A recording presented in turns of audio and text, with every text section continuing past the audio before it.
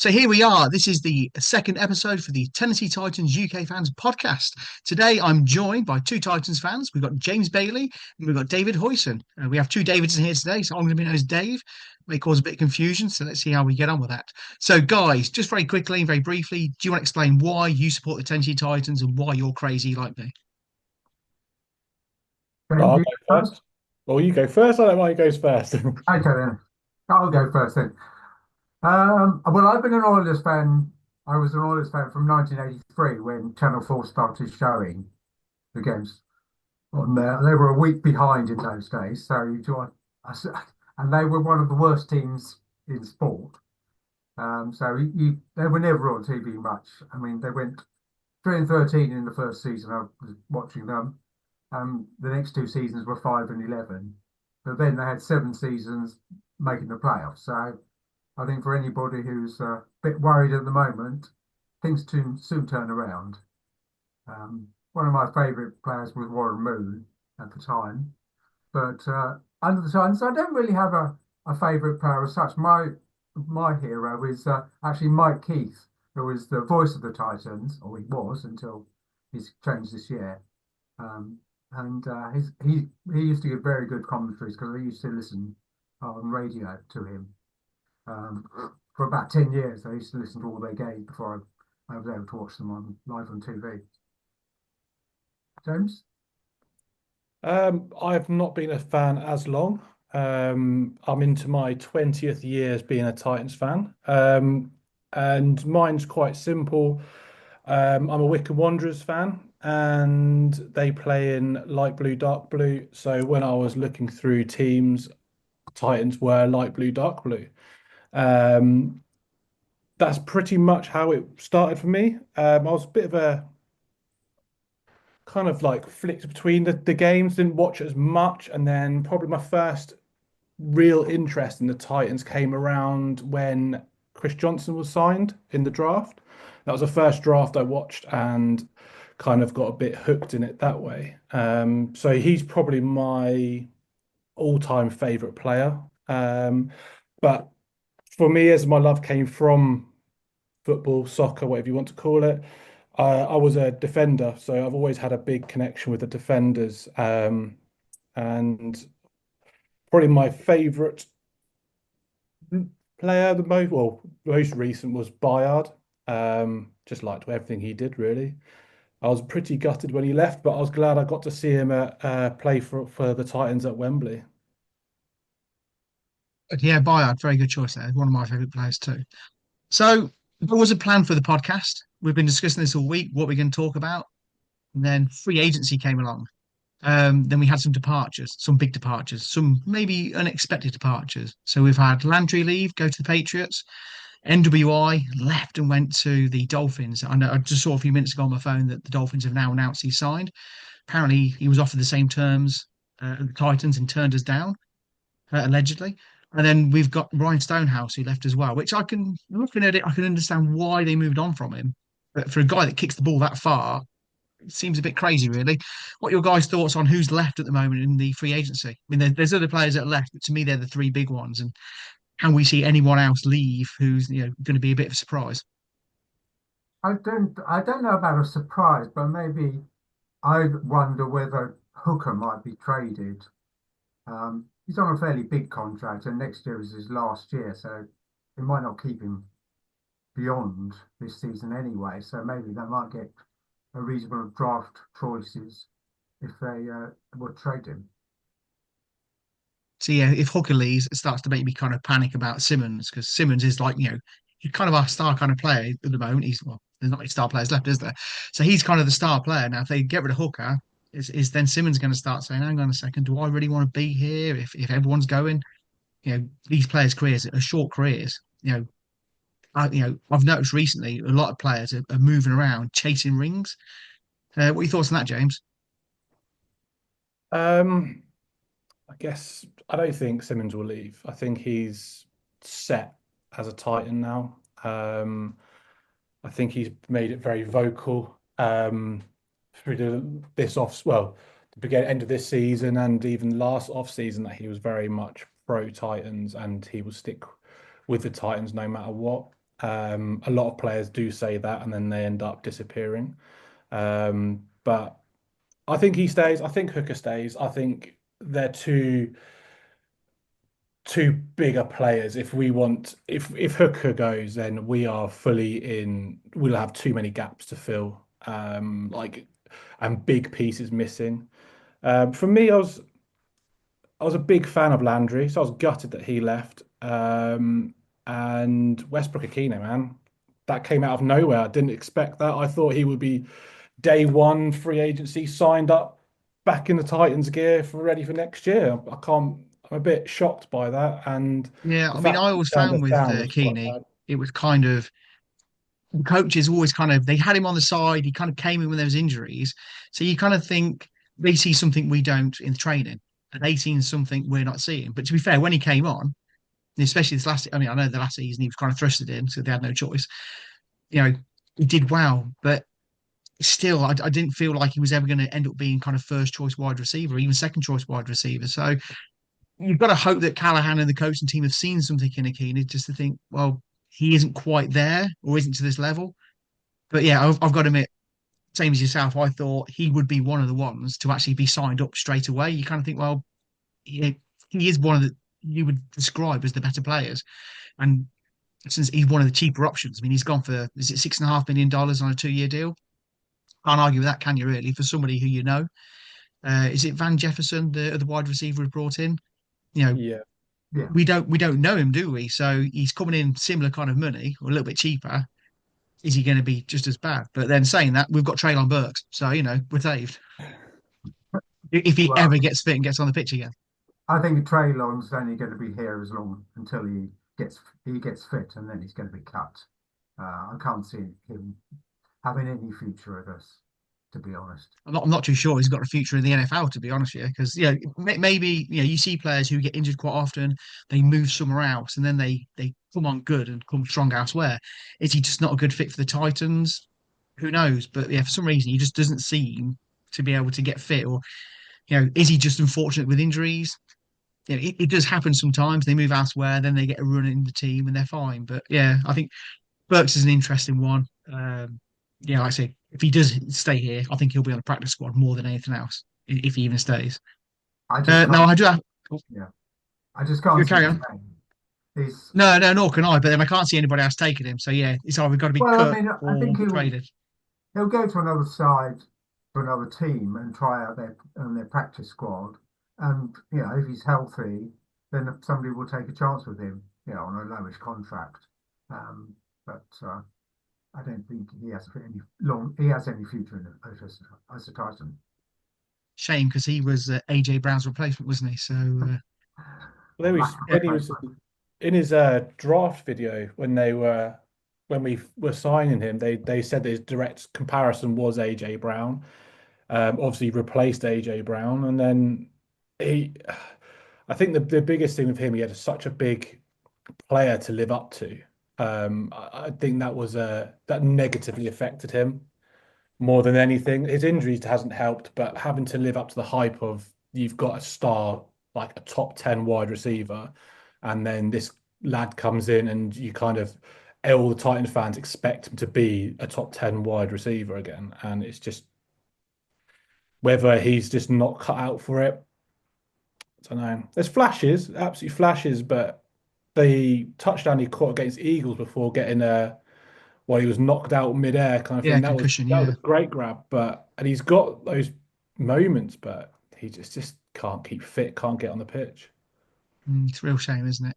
So obviously now looking at the players we've signed, now I'm quite a poor NFL fan. I don't really look beyond the Titans. I'm very much focused Titans. This is it. This is what I watch. If they play for the Titans, brilliant, know all about them. When they come to the Titans, unless they're a big name star, which we haven't signed many recently, I do struggle with who they are. So do you guys want to kind of educate me and the fans on who we've signed recently and who we think we're going to, or are they any good to start with?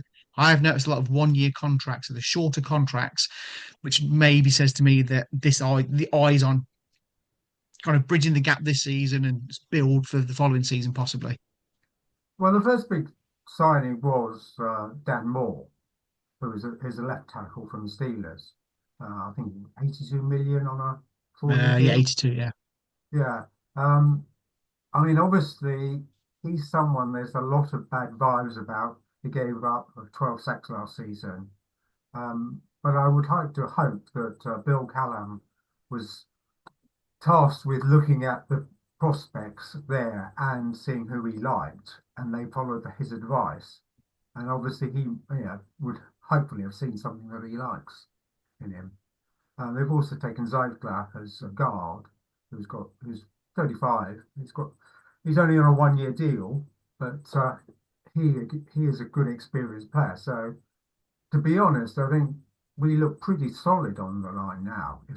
If Moore can play slightly above the level he's played at. I mean, although he did give up sacks for the last 2 seasons, he's kept his pace, and the Steelers had drafted two tackles to replace him, and he was still there. So there must be something there. Yeah, I think the O-line looks all right. The guard signing was probably slightly more promising. You kind of know what you get, and he's a quite a from the looks of it, he's a can keep himself fit, which is good. We had the amount of injuries we have on the O-line is just incredible. This Dan Moore guy, um, there's a lot, there's a lot of negativity about him, but there's also, if you dig through that, the negativity, you do see like some bright stats. Like he ranked number, I think it was 11th in pass block success rate, with some like 92% success rate. Um, 12 sacks is worrying, but then at the same time, how much of it is the left tackle's fault? I mean, the majority of it's probably going to be his fault, but a lot of it could be the quarterback running into trouble. I mean, we always say the amount of leeway a lot of our O line got last year was of people saying that Levis just ran into trouble and held onto the ball too long. So it'd be interesting. There's a lot of money, so you'd like to think with one of the highly regarded O line coaches should be able to get the best out of him. But we have to see how it goes, I guess. Game one and see how he fares. Actually, adding to that point that you made, James, is that Wilson and Fields are of the last 2 years are the worst or has the most sacks and the fourth most sacks of any quarterback. So, they're not as mobile as people think they are. Yeah, I think it's going to be a mixture between the two. Hopefully, he can just he kept into the Steelers team, and a lot of those I saw about today is a lot of injuries that happened, but he beat off their I can't remember the name of the guy, but they drafted a guy in the first round, and he beat him off for position. So he's obviously got the talent, and you'd like to think the people within the know would see that sort of talent, especially if they're going to give him 82 million. There's got to be something in him to earn that. So we'll have to. The other one was quite good. Was the linebacker we signed, Cody Barton. I think he could be quite a good under the radar kind of signing. He's picked up a lot of tackles, does a lot of the dirty work in the covering or mopping up the behind the D line. So I think he'd be quite good. And the safety as well, Xavier Woods. He's a vet, but he's had a good career. Yes, it's going to be interesting to see, like, they're building the squad very slowly. It's still early stages in the free agency. Just so everybody knows who watches this is the 13th of March. So I can assure by the time we finish this conversation today, we're going to look at our phones and see we've signed three, four players, or more people have left. So not everyone's going to get mentioned here because it's probably going to happen after we've had this conversation. Now, I wasn't going to talk about quarterbacks just yet, but tonight we've actually, according to sources, we've signed Brandon Allen, is it? Who's worked with Callahan before. So obviously he's come through now. Do we think he's going to be number one, number two, number three? Do we think Levi, Levis, sorry, I get his name wrong all the time, Do we think he's going to be on his way? Is he going to be traded now in the next few days? What are your guys' thoughts on that? Because the quarterback position is, to me, that's the biggest position on the pitch. It's the most exciting position. What are we doing? Does anyone know what we're doing, or do we just assume the Titans are going to just make a decision at the last second? Well, I think they probably haven't made a decision yet because they have to make a decision in the draft. Um, I don't think they're obviously not going to get a veteran who's got talent. They're going to get a run of the mill veteran if they get one. Um, so I'm not sure he's going to start. If they go down the route of just having the two quarterbacks, and I think Levis will stay. Um, they they want to try and get something out of him. So if they can palm him off to someone next year, they'll be able to get a reasonable pick. At the moment, if they just cut him, well, that's it. That's he's just going to look somewhere else. And then probably the two of them will fight out in pre-season for who gets to start on week one. What are your Yeah, I was thoughts, kind of James, a on bit the surprised. quarterback situation? I was pretty surprised about the signing, to be fair. In my eyes, he's a nothing more than a QB2 and a QB3, really. So if it was for if it's just Levis and Allen, I'd say Levis gets the nod. Um, but I thought we would have got a more experienced quarterback to kind of like a bridge QB. Whether we drafted a QB or whether we rode it out for another year, I thought we would have got the QB we would have signed would have been someone slightly more a day one QB1, either a Wilson.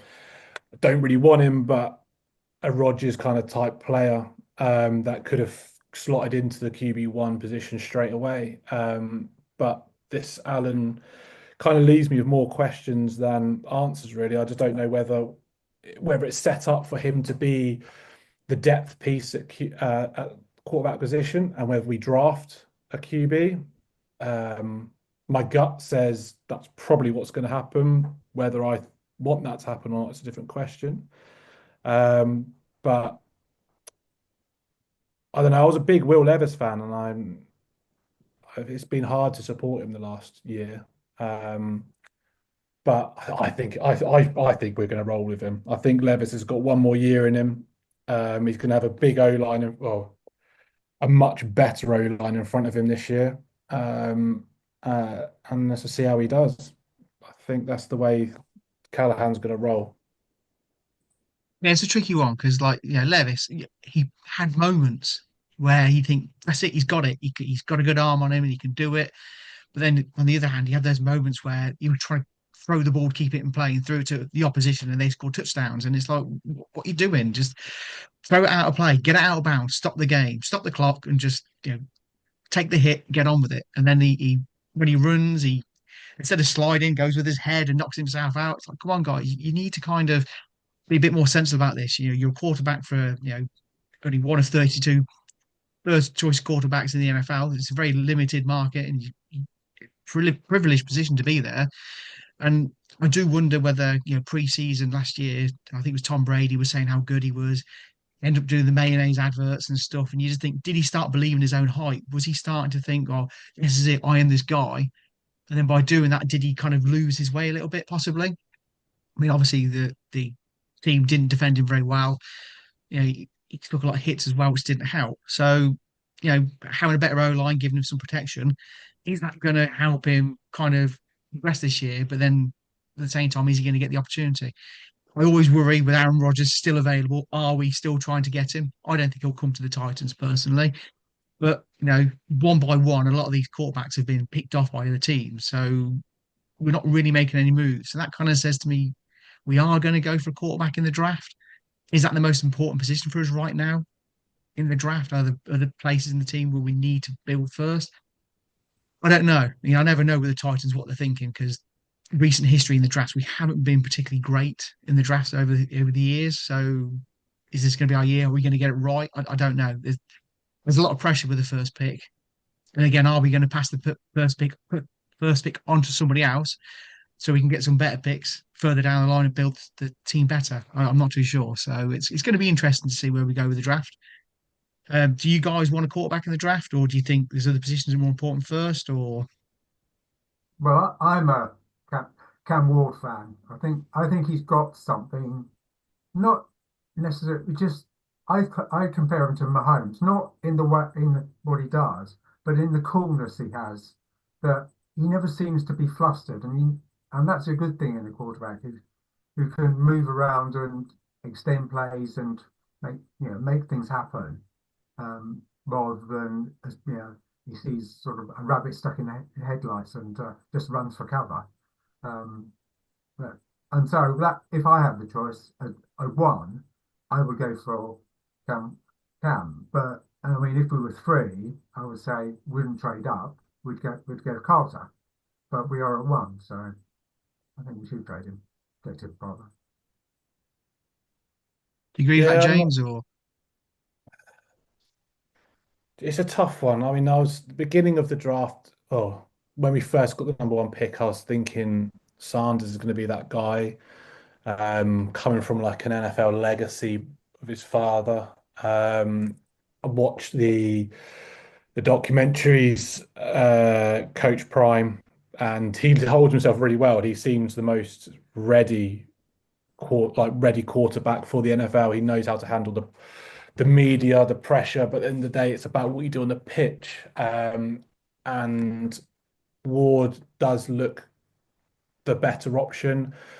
Um, I do like Sanders' accuracy though. He's got very good accuracy. But the problem is he's gets sacked a lot, and I think we don't need that anymore. With especially with Levis getting sacked a lot, kind of just holding it around or just running into trouble. As David said, I think Cam Ward has a bit more poise in the pocket. But for me, I think we need to draft Carter at one. Either trade back and pick Carter or pick Carter at one. I think he's the number one talent in this draft. He's the draft score that people have given him. He's second to Garrett. So he's above all these other players like Hutchinson and stuff, and they've turned out amazing players for their team. So I think Carter is the number one athlete in the draft. I think it'd be silly to pass on him, especially when there's other QBs available as bridge and maybe potentially next year. Everyone talks about Archie Manning, whether he's going to be the one, another what player of legacy. But nah, for me, number one or draft or trade back, and we still pick Carter. yeah, it's going to be interesting with the draft, isn't it? You kind of, I mean, hopefully we stay as a high pick because I don't want to step too late watching it. Because in Mm. previous years, when we're further down, you're thinking, well, are we going to come out yet? Because they make such a show of it. So being like the first 3 or 4 picks will be quite nice because we'll get to see our team. Although it's not, shouldn't be seen as a positive thing that we've got an early pick because obviously, it shows we had such a bad season the previous year. But being able to see them pick it and the excitement with it because, with the time zone difference in America, can be hard to watch it live sometimes. So yeah, I think is it 24th of April the draft, the first draft day. So is it 24th April? Yeah, 24th April, first draft day. So we haven't got long to go now. So we've got what, just about 6 weeks or so till the draft. So I think we're going to see a lot more mock drafts. We're going to see a lot more interactions on Twitter, a lot of deciding. So it's going to be interesting to see where we go with that. Another thing we wanted to touch on was last season. Obviously, what a car crash that was. I always look at the Titans and think, well, if we can get the playoffs or close to the playoffs, we've got a chance to win the Super Bowl. It isn't a failed season. The record we had was horrendous. The way it ended was horrendous. How we ended up with first pick, I don't know. Are there any positives we think we can take from last season, or do we just say, right, last season was just we've got to write it off and prepare and do better this season? Do you think there's anything we could have took from last season, or would we just it's just one of those. We just got to suck it up and get on with it. Well, I think it's a case that I mean, it's just a case that most things we've got to do better. We, offensive line we didn't protect well enough. We didn't put enough pressure on their quarterback. They during the part of the season we weren't stopping the run at all. They were just making holes all over the place. Um, and those are the sort of things that we need to address. If we could, if we can do those reasonably well, I'm not talking about world beaters, but we can get to 7, 8 wins quite easily. I don't think we're that far back. Um, the bright spot I think from last season was the play of Baker, Brownlee, and Brown as safety and two cornerbacks. They've had between them, I think, one was a rookie, the other two had one season of medium play, and they were outstanding. And they bode really well for the future. Yeah, I James, think any thoughts? the cornerbacks were good options. I think that was the standout feature really for us last year is how the cornerback play. And for once, we look like we've got good players. We've got the vets and young players coming through. McCreary looks good. Brownlee looks good. Um, and my highlight was Westbrook Akine. He just looked like he shone last year, and it's that deep threat. Him and Levis had that vibe going. That deep threat ball. It looked good. They seem to find each other quite easily. So I'm just a bit disappointed he's gone. I thought this was going to be his breakout. That he's going to finally get to be used more. And he's thing with him, he's a fan favorite. It's a player that doesn't play often, and he's not the star-studded guy. He's a fan favorite. People love him. So yeah, my bright spark is a guy that's now left. Well, it's crazy, like you say, he's a fan favorite. You think the fan favorites, they're the easy ones to keep because, when the fans are disillusioned and not happy, well, we'll get this guy who you like, and the fans will, fans like certain players. It leads kind of keeps them involved and interested. When you're not doing very well, then you remove the fans' favorite, then everyone's completely disinterested. Sorry, David, what were you going to say? No, I thought Westcott Kingdom would always go, and I have a feeling that he probably thought if I stay at the Titans and I catch 8 touchdown passes a game, is that going to be outstanding? Going to Miami, if he catches 8 passes, his future stock will go up. Um, so I think he moved for to benefit himself, and to get on. Well, that's it, because like I say, he was always kind of a bit part player, wasn't he? Yeah, He signed a 2-year contract at 27. You continue being a bit part player before he knows it, his career's over. So I guess if he wants to be a starter somewhere, maybe at the Dolphins, he's going to get that. yeah. And do we have any concerns about the coaching at the Titans? Do we think Callahan and his team? I know they've had some additions in the off season now. Do we think he's going to be able to keep his job? Because it does worry me. If too many bad seasons in the NFL, they'll get moved on. I'm not a big fan of moving coaches on all the time because it's on constantly building teams, aren't they? So you kind of want a bit of stability. You think he's the guy for the job, or are we thinking it could be mid-season moved on again? Well, everybody was raving about him this time last year, and I don't really think he did too bad a job. I mean, his coaching on the side, I thought was a bit poor. A lot of the games, I didn't think he coached very well in terms of the variation of our passing game. I know there were problems, but it's that. But I mean, if we go through another season of less than 5 wins, I think he may well be looking for a job this time next year. Yeah, it's a tough one, isn't it? We could have we could fill up 3 or 4 podcasts talking about coaching and coaching ex-coaches at the Titans and stuff, especially with GMs going. And I was surprised that Ran went and Callahan stayed. I guess they see something in Callahan. Um, but in there, you got to look at some of the games. Some of the games were one-score games, and the QB play just let us down. Silly throw, like the interceptions, when you just tossed the ball away against, was it the Jets and the Bears? If those hadn't gone, we would have won those games. And if you take away silly mistakes from QB play, we could have been 5, 6, 7 wins. So I think he's all right.